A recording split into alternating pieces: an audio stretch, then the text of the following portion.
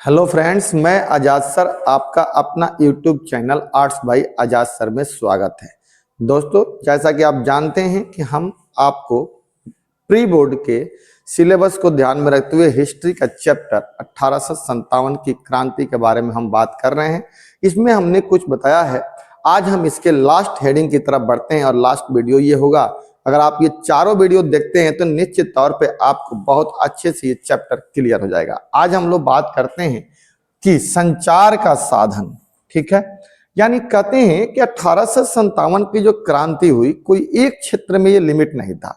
आप इसे गौर से देखें। कलकत्ता से मंगल पांडे की शुरुआत होती है, उसके बाद मेरठ में आते हैं, मेरठ से दिल्ली आते हैं, दिल्ली से लखनऊ, लखनऊ से कानपुर, कानपुर से इलाहाबाद, इलाहाबाद से पंजाब भी होता है, पंजाब के अलावा बरेली, अन्य कई जगहों पर मध्य प्रदेश में भी छिटपुट दिखाई देता है। हालांकि ये अलग बात है कि साउथ में इसका लक्षण नहीं दिखता है और साउथ में इसका प्रसार भी नहीं हुआ, लेकिन उत्तर भारत, बिहार पहुंचता है, पश्चिम बंगाल पहुंचता है, पंजाब तक जाता है और उस समय चारों तरफ उत्तर भारत में 1857 की क्रांति अपना प्रभाव छोड़ता है। चलो, ये तो बात आपकी बात आगे समझ में।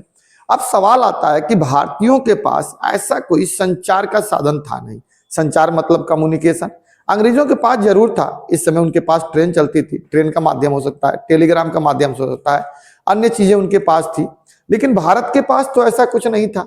लेकिन फिर भी समय के अनुसार एक के बाद एक और उसके बाद एक विद्रोह लगातार आगे बढ़ते गए और समय अनुसार सारे विद्रोह चले और अलग अलग जगहों पर फैलने लगे। लगभग उत्तर भारत में, संपूर्ण उत्तर भारत में फैला। तो आखिर उस समय इन लोगों ने ऐसा कौन सा संचार की पद्धति अपनाई जिसके माध्यम से संदेश एक जगह से दूसरे जगह पहुंचा। आज हम लोग इसी की चर्चा करेंगे दोस्तों। तो चलिए बात करते हैं। सबसे पहले संचार के साधन क्या थे। साधन मतलब समझ रहे हैं कि एक जगह से दूसरे जगह मैसेज जो भेजने का जो साधन होता है, वो साधन क्या थे। जैसे आज हमारे पास कई साधन है। हमारे पास आज टेलीफोन है, आज हमारे पास मोबाइल है, आज हमारे पास व्हाट्सएप है, सोशल मीडिया है, जिसकी वजह से हम एक जगह से दूसरे जगह अपने क्या करते हैं, संचार को भेज सकते हैं। अपने माध्यम से चीजों को हम पहुंचा सकते हैं। टेलीविजन है, न्यूज़पेपर है, बहुत सारा साधन है। लेकिन क्या ये सारी साधन उस समय हमारे यहाँ उपलब्ध था? नहीं था। तो फिर अंग्रेजों के सामने भारतीयों ने कैसे अपना मैसेज एक जगह से दूसरी जगह पहुंचाया, आज हम चर्चा करते हैं। तो देखिए, कहते हैं कि 1857 का विद्रोह एक बहुत बड़े क्षेत्र में फैला हुआ था, निश्चित तौर पर फैला हुआ था। इसमें कहीं कोई डाउट नहीं है कि यह विद्रोह एक छोटे क्षेत्र में था, पूरे क्षेत्र में फैला था। इसीलिए तो इसे हम प्रथम स्वतंत्रता संग्राम की भी संज्ञा देते हैं। तो इतने बड़े क्षेत्र में फैला हुआ और ऐसे में बड़े विद्रोह में संचार की अहम भूमिका भी होती है। निश्चित तौर पे लोगों तक संदेश पहुंचाना, मैसेजिंग करना, लोगों को कंट्रोल करना, एक महत्वपूर्ण भूमिका संचार की होती है।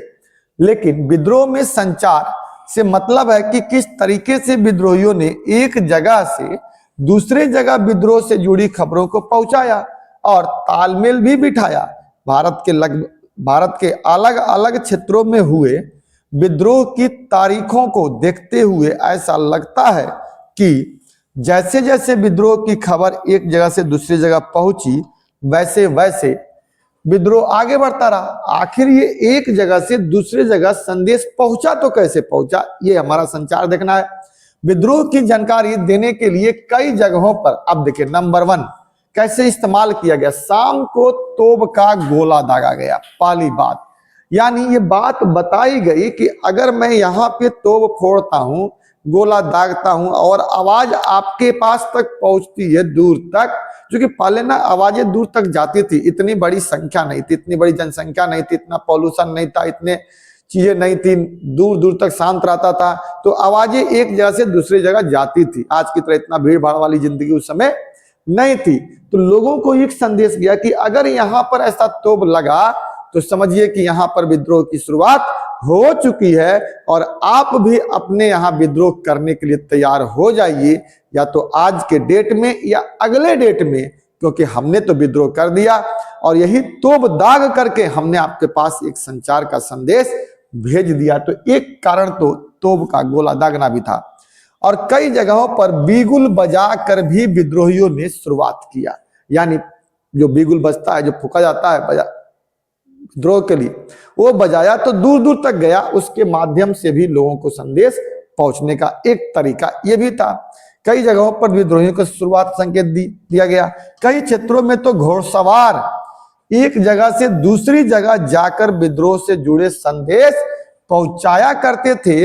इस प्रकार अगर देखा जाए सूक्ष्म दृष्टिकोण से तो 3 संचार के साधन हो रहा है। एक तोप दाग करके गोला के रूप में, दूसरा बिगुल फूंक करके, और घोड़सवार जो है वो एक स्थान से दूसरे स्थान जाकर के विद्रोहियों को ये संदेश दे रहे थे। चपाती उपाती कई तरह के संदेश आते हैं, कई माध्यम होते हैं जिसके माध्यम से संदेश एक जगह से दूसरी जगह पहुंच रहा था और विद्रोही आगे विद्रोह के लिए तैयार होते जा रहे हैं। इन सब तरीकों से पूरे देश में क्या हुआ, विद्रोह की खबर फैली।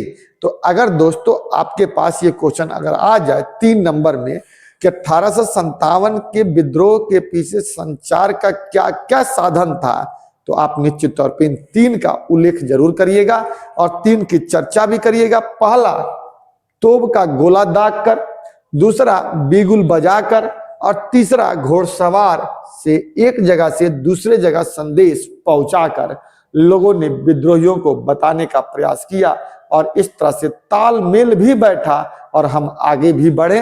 ये आपका 3 नंबर का क्वेश्चन दोस्तों एक क्लियर हो गया। ठीक है, अगर आपको वीडियो अच्छा लगे तो जरूर आप इसे लाइक करिएगा, शेयर करिएगा दोस्तों के बीच में, और सब्सक्राइब करना मत भूलिएगा, क्योंकि अगला वीडियो आप सब्सक्राइब करेंगे तो आपके पास पहुंच जाएगा। ठीक है, इसलिए सब्सक्राइब जरूर करिएगा, निश्चित तौर पर हम आपको अच्छे से बताएंगे।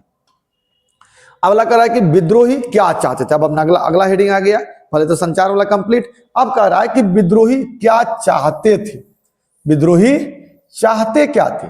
तो विद्रोही तो यही चाहते थे ना कि हमारी, देखिए जो विद्रोही चाहते थे वो तो हुआ नहीं।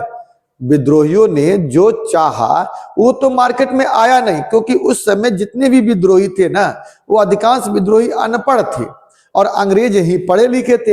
हम कोई भी मामला अंग्रेजों के पास ही लेके जाते थे और उस मामले को या तो अंग्रेजों ने बदल दिया या उसे हटा दिया। तो वर्तमान में हमें कोई भी ऐसा चीज पता नहीं चल पाता है कि वास्तव में विद्रोही चाहते क्या थे। क्या विद्रोही विद्रोह करना चाहते थे? क्या विद्रोही वहां के लोगों के अत्याचार को आगे बढ़ाना चाहते थे, या वहां के अंग्रेजों के महिलाओं के साथ बदसलूकी करना चाहते थे?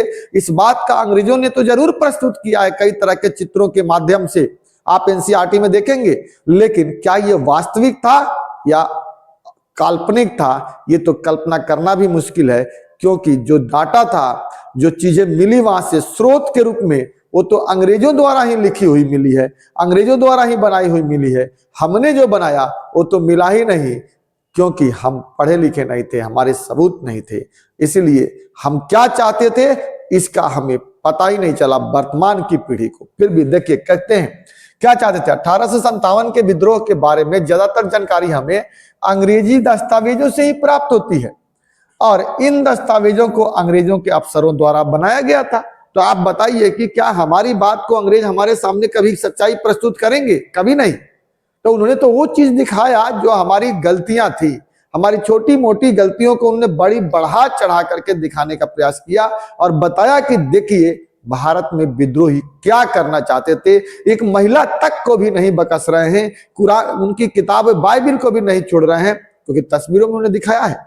एनसीईआरटी में तस्वीर है और उन चित्रों से कहानियों को हमें पता चलता है। तो ये सारी चीजें उन्होंने दिखा करके एक निगेटिव भारत के विद्रोहियों के प्रति फैलाने का प्रयास किया गया, बनाया गया था। इसी वजह से इन दस्तावेजों के द्वारा अंग्रेजी लोगों की सोच के बारे में पता चलता है। विद्रोहियों की मांग के बारे में ज्यादा जानकारी नहीं मिलती, क्योंकि हम तो पढ़े लिखे थे ही नहीं, हमें तो जानकारी वास्तविक दे ही नहीं पाए। FIR वगैरह किए, जिसका नतीजा उल्टा ही आ गया। 57 के विद्रोह में शामिल ज्यादातर विद्रोही आम लोग ही थे और पढ़े लिखे भी नहीं थे, जिस वजह से उनकी मांगों के बारे में संपूर्ण जानकारी हमें अभाव है, नहीं पता चलता है।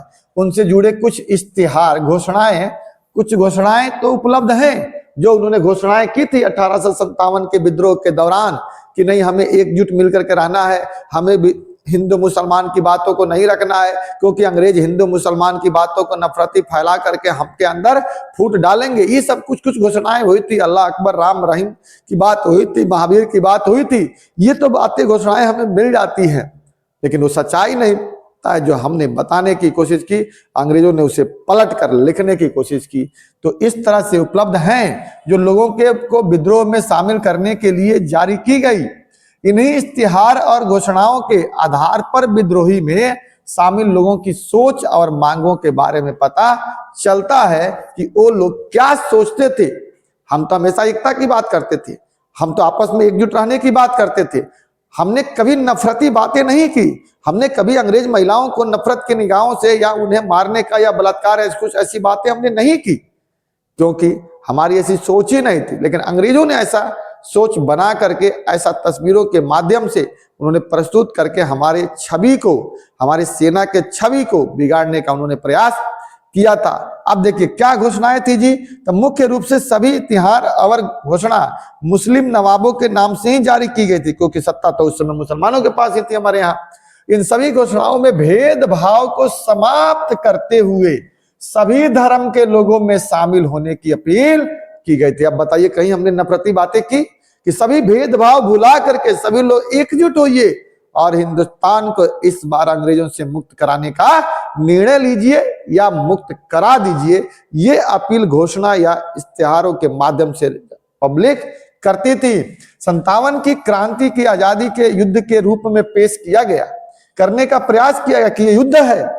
इसी सभी इतिहासारों और घोषणाओं का मुख्य उद्देश्य सभी लोगों को इकट्ठा करके विद्रोह में भाग लेने के लिए प्रेरित करना था और इस प्रकार से हमें आगे बढ़ना था। तो कभी हमने जो चाहा वो तो अंग्रेजों ने बताया ही नहीं, जो नहीं चाहा वही मार्केट में आया, जो चित्र के माध्यम से या अन्य स्रोत के माध्यम से आया। हमारी बातें तो उन्होंने दिया ही नहीं, अगर दिया भी तो निगेटिव, लेकिन उससे तो जरूर पता चलता है कि हम क्या चाहते थे, जो हमारी घोषणाएं थी। अब देखिए, अब अगला एक क्वेश्चन यहां से पूछता है कि लोग विद्रोह में शामिल क्यों हुए? क्यों लोग विद्रोह में शामिल हुए भाई? क्योंकि निश्चित तौर पे हमारे साथ गलत हुआ तो हम तो शामिल होंगे ही होंगे। सभी विद्रोहियों ने अंग्रेजों द्वारा जबरदस्ती देशी रियासतों पर कब्जा करने, ठीक है, की आलोचना की। लोग नाराज थे क्योंकि अंग्रेज द्वारा विदेशी व्यापार को भी नष्ट किया जाने लगा। विदेशी व्यापार को बढ़ावा दिए जाने के कारण देश में व्यापारियों की स्थिति खराब हो गई। व्यापारी नाराज हुए, इसलिए शामिल हुए। लोगों का मानना था कि अंग्रेज भारतीय रीति रिवाजों में क्या कर रहे हैं, खत्म कर रहे हैं। हमारे कई सारे रीति रिवाज जो थे उस पर उन्होंने क्या किया, कुठाराघात किया था, सती प्रथा का अंत किया। ठीक है, वो सच्चाई थी, सही था, लेकिन हमारी परंपरा का हिस्सा था, इसलिए भारत उसे अनैतिक मानता था। ठीक है, ईसाई धर्म का उन्होंने मुख्य रूप से प्रचार किया, धर्म बनाया। लोग इसलिए भी अंग्रेजी से नाराज थे क्योंकि अंग्रेजों ने भूस्वामियों से उनकी जमीन छीनकर भू राजस्व व्यवस्था को लागू किया था। हमने पढ़ाया है पीछे आपको कि जमींदारी व्यवस्था, रैयतवाड़ी और महलवाड़ी जैसी व्यवस्था उन्होंने किया था। इन्हीं सब की वजह से लोग अफवाहों पर भी विश्वास करने लगे थे। अब आता है नई शासन की स्थापना। अब अंग्रेज आएंगे, नया शासन स्थापित करेंगे। कह रहा है कि दिल्ली, कानपुर और लखनऊ जैसे क्षेत्रों में ब्रिटिश शासन के बिखर जाने के बाद विद्रोहियों ने फिर से अपनी सत्ता को स्थापित कर लिया।